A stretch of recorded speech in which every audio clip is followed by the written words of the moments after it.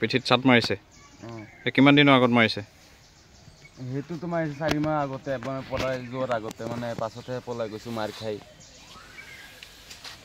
এয়া পিটনা দিয়াৰ পিছত পলাই গৈছা ইয়াক কোড ৰিহাব চেণ্টাৰত মাৰিছে ৰিহাব চেণ্টাৰ কোনে কোনে চলায় এইটো জিতুল আৰু আৰজু আৰু সাহিল মানে তিনজন মেইন গাৰ্ডিয়ান সিহঁতে চলায় বাইক ককাই আৰু কি কাৰণে পলাবলগীয়া হ'ল আপুনি যে পলাল ৰিহাব চেণ্টাৰৰ পৰা কিয় পলাবলগীয়া হ'ল মই 1 মাহৰ কাৰণে পইচা দিছো 1 মাহ থাকিম পাছত সিহঁতৰ লাগে 3 মাহ থাকিব লাগে মানে আমাক কিবা এটা পইচা দিব মানে সিহঁতে আমি কৈছে এতিয়া আমাক পইচা দিব বুলি কৈ আছে আকৌ মই কৈছো পইচা নালাগে মই এতিয়া 1 মাহ কাৰণে আহিছো মই যামগৈ পাছত মা দেউতা আহি গ'লে আহি যোৱাৰ পাছত আকৌ মোক ভিতৰ লৈ গৈছে লৈ গ'লে থাপ ধুপকে থাপ্পৰ মাৰিছে মই ক'লো যেন এনেকে মাৰি আছো মই ঘৰত গ'লো পাছত তোমাক মাৰিম পাছত এনে এইটো কথা কোৱাৰ পাছতে 4জন ধৰিছে ভৰিত কঁকালত হাতত মাথাত এনেকে ধৰি পেলাই এনেকুৱা লাখটি দি ইমান পিটিছে মানে 3টা লৈকে ৰাতি 6টা বজালৈকে ৰাতিপুৱা 6টা লৈকে মাৰিছে এই পিঠিত যে দাগ আছে সেয়া পিটনা দিয়া দাগ মানে ৰিহাব চেণ্টাৰত মাৰিছিলে যেন আৰু আপুনি যে কৈছে ৰিহাব চেণ্টাৰত কিবা ড্ৰাগছ বিক্ৰী কৰে বুলি সেয়া কামতো আপোনাক লগাইছিলে লগাইছিলে পাছত মই সেইটো কামত যোৱা নাই কাৰণে পাছতহে মোক মাৰিছে পাছত পলাইছো পাছত আকৌ মানে এইটো কথা ক'লো যেন মই নাথাকিম পাছত মাৰিছে পাছত মাৰ খাই মানে গাড়ী ধুব দিছে কেইদিন পাছত আকৌ মানে গাড়ীটো ধুই মই পলাই আহিছোঁ এনেকৈ ৰডডাল দি মাৰিছে পাছত আকৌ লাত মাৰিছে গুচা মাৰিছে এতিয়া মানে পিঠি চিঠি লৰাব নোৱাৰো মই বাইকত গ'লে কোনো কৰবাৰ লগত এতিয়া জাম্পিং খাই দুখ পায় ভালকে বহি থাকিব নোৱাৰো এনেকে দিছে মাৰ ডাল দি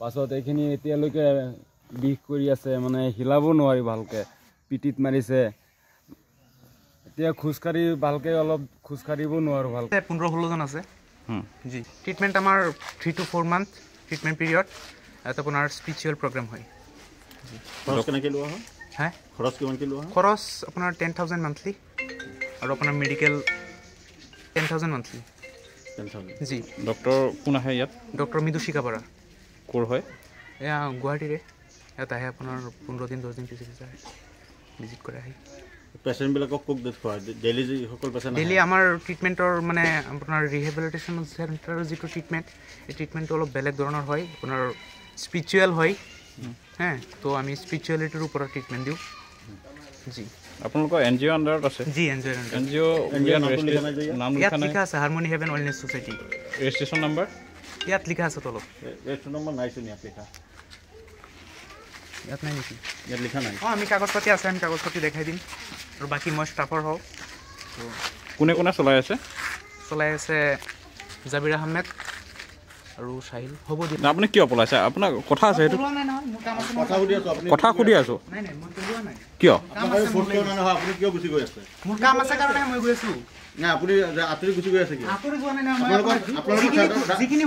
আপোনালোকৰ চেণ্টাৰ বিক্ৰী হয় নেকি আপোনালোকে প্ৰুফ দিয়ক ইয়াৰ পৰা পেচেণ্ট পলাই গৈ তেওঁ অভিযোগ কৰিছে যে আপোনালোকৰ চেণ্টাৰত পেচেণ্ট পলাই যোৱা নাই মানে পেচেণ্টৰ টকা নিদিলে আমি ঘৰত গ'লেতো আমাৰ ওপৰত উল্টা হিচাপ দিছে এতিয়া ন এইবিলাক সঁচা মিছাইতো হয় ঘটনাটো সঁচা মিছাই হয় তো চাওক মই ষ্টাফৰ তাৰমানে আপোনালোকে যিটো NGOৰ যিটো ৰুলছ ছ'চিয়েল ৱেলফেয়াৰ যিটো বৰ্তমান সমাজ কল্যাণ বিভাগৰ যিটো নিয়ম সেই নিয়ম মানে আপোনালোকে ফ্ৰী ট্ৰিটমেণ্ট দিয়ে নেকি কিমান পেচেণ্ট দিয়ে ফ্ৰী ট্ৰিটমেণ্ট দিয়া নাই এজনকো নিদিয়ে এজনকো নিদিওঁ মানে তেনেকুৱা যদি আপোনাৰ দুখীয়া ঘৰৰ হয় তেনেকুৱা আমাৰ যদি ৰাইজে দিয়ে তথাপি আমি তেনেহ'লেতো দিবই লাগিব কিন্তু আপুনি নিজে ক'লে এতিয়া নিদিওঁ বুলি আপুনি নিজে দিয়া নাই এতিয়ালৈকে কিন্তু আমি দিব পাৰিম দিম আমি কিমান দিনৰ পৰা চলাই আছো এইটো আপোনাৰ 1 year হোৱা নাই এতিয়াও জি বিভাগীয় পাৰ্মিশ্যন লৈ আপোনালোকে চলাই আছে বিভাগৰ ফালৰ পৰা মানুহ আহে জি যিটো নিচা আমি যেনেকে চলাব লাগে নগাঁও ডিষ্ট্ৰিক্টত আৰু আপোনাৰ 23 to 25 ৰিহেবিলিটেশ্যন চেণ্টাৰ আছে সিহঁতে যেনেকে চলাই আছে আমি তেনেকে চলাই আছো আমাৰ মানে 1 মাহৰ কাৰণত মানে আগতে নিচা খাইছিলোঁ মদ চদ খাইছিলোঁ মানে নিজে গৈছোঁ ৰিহাব চেণ্টাৰত ভাল হ'ম বুলি তাত গৈ পেলাই চাইছোঁ এনেকৈ কথা মানে 1 মাহ থাকিছোঁ পইচা 1 মাহৰ পইচা দি দিলোঁ কিমান টকা 10,000 দিছোঁ 1 মাহত 10,000 ৰিহাব চেণ্টাৰটোৰ নাম কি ৰিহাব চেণ্টাৰটোৰ নামটো পাহৰি গ'লোঁ, এনেই আমাৰ ঘৰৰ ওচৰতে আছে। বাটমাৰীতে আছে? বাটামাৰী নহয়, জামুগুৰি পৰিছে। জামুগুৰি পৰিছে। পাছত 1 মাহ হৈ গ'ল মোক নিয়াৰে। মা দেউতা চিধা বটা মানুহ যেনেকৈ কয় এনেকৈ যায়। পাছত আকৌ মই ক'লোঁ যেন এতিয়া আমি ঘৰত যাম। তই ঘৰত যাব নালাগে, ইয়াতে থাকিবি, কাম কৰিবি, মই পইচা দিম লাগিলে আৰু এনেকৈ কৈ আছে মোৰ লগত। কোনে কয়? এয়া ৰিহাব চেণ্টাৰৰ ল'ৰাবিলাক, মালিক 3টা আছে যেন। কোন মালিক? এটা আছে কি নাম আছিলে, পিছত কি হৈছে? এটা নাম আছে আৰজু, আৰু এটা নাম চাহিল, আৰু এটা আছে মুকাদ্দিম, আৰু এটা আছে সেইটো নামটো পাহৰি গ'লোঁ। মানে সিহঁতে পাছত মানে 2টা ছোৱালী আহে। 2টা ছোৱালী যেন কি কৰে কাম, একো কোনোবা মেডিচিন একো নিদিয়ে মোক, মানে কোনো পেচেণ্টক নিদিয়ে, একটা মেডিচিনো নোখোৱাই, এনেই শাস্তি দিয়ে। পাছত মোক মাৰিছে যেন, মই মাৰিছে সেইটো বয়সতে মই পাছত ক'লোঁ যে মই নাথাকিম, যামগৈ ঘৰত। ঘৰত এতিয়া নাযাব পাৰিবি, আৰু কেইদিন পাছত যাবি, 3 মাহ 4 মাহ থাকি ল। মই কৈছোঁ নহ'ব, এনেকৈ যামগৈ মই। পাছত সিহঁতে কৈ আছে আকৌ ভিতৰত লৈ গৈছে। ভিতৰত লৈ পেলাই 4জন ধৰিছে, মই যাম বুলি কৈছোঁ। বা 4জনে ধৰি এজনে পিটিছে, ইমান ডাঙৰ ডাঙৰ লাখতি দি, মানে এইবিলাক চব কোলা কৰি দিছিলে। পাছত এইটো ভয়তে মই পলাই গুচি গ'লোঁ। পলাই গুচি যোৱা আজি 4 মাহ ওপৰত হৈছে। পাছত আহিছোঁ কালি, এতিয়া বজাৰত যাম। আমি দুখীয়া মানুহ, খোৱা চোৱা বজাৰ কৰিব লাগে। টকা 10,000 আছিলে, 10,500 টকা আছিলে, এইটো লৈ বজাৰত গৈ আছোঁ। পাছত সেইখিনিত পালে দোকানৰ ওচৰত, পাই পেলাই ফোন কৰি আৰু 3-4টাক লৈ আহিছে, মানে 5জন টোটেল। পাছত ধৰি পেলাই মই লৈ যাব খুজিছে আৰু মাৰিছে। এইটো বৰি হ'ব, তুমি গৈছে। পাছত গুচা মাৰিছে বহুত, এতিয়া মানে দুখ পাই আছোঁ। পাছত আকৌ পইচা কেইটা আছিলে 10,500 টকা, এইকেইটা লৈ গ'ল। কোনে বাটৰ পৰা লৈ গৈছে? মানে ইয়াৰ মালিক ল'ৰাকেইটা আছে যেন ৰিহাবৰ, এইকেইটাই লৈ গৈছে পইচা। কি হয়, তোমাৰ তাত পইচা পায় নেকি? পইচা মানে যিমান টকা পইচা পায় চব পইচা দি দিলোঁ। 10,000 টকা 1 মাহৰ কাৰণে লৈ গৈছে। মই অকলে নিজে গৈছোঁ, 1 মাহত থাকিম। সিহঁতে কোৱা নাই আৰু 2-3-4 মাহ থাক, মই তোক কিবা পইচা দিব লাগে দিম ঘৰত। তোমাক কি কাম কৰে তাত?